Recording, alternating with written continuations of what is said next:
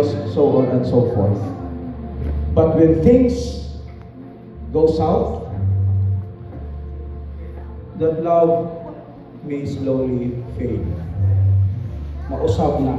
That is why many of our, even if we turn our backs on Him, God loves us in spite of the number of failures we have. Brothers and sisters, as we start our praise and worship today, let us pray, let us lift our voices to God, that He will turn our human love into divine love.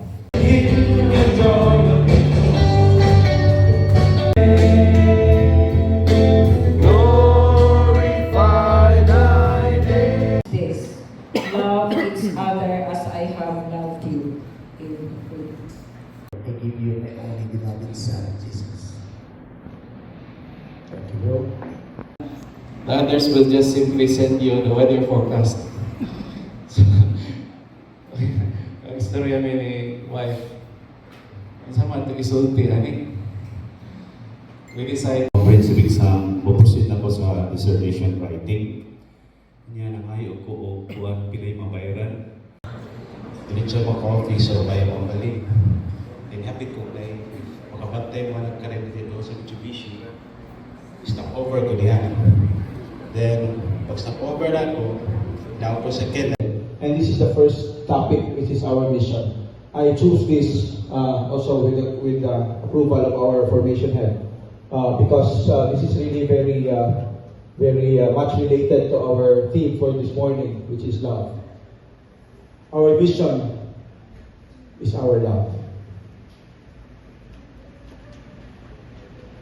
The problem, in our service, the problem with the Christian lady is the ignorance and lack of real understanding of what true Christian service really amounts to.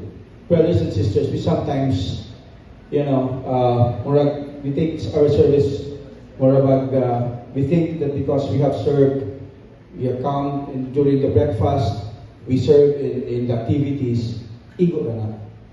Magkapapicture ka, that's enough. Okay na to, Lord.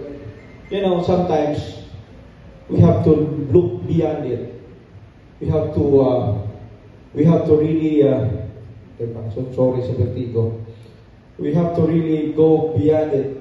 No? We have to see what's behind our service.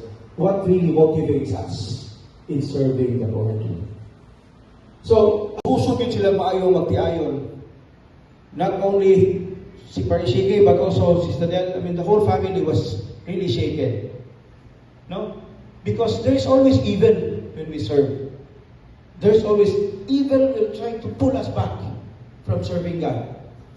And to the extent that sometimes, iya patang ilinglahon pa na pagtuon na to, muna na ang service. And he will inject pride in it. The devil will inject pride, will inject so many things that are not acceptable to God. It will make our service, instead of being pleasing to God, mabalay na hinoon ang tuyo na to.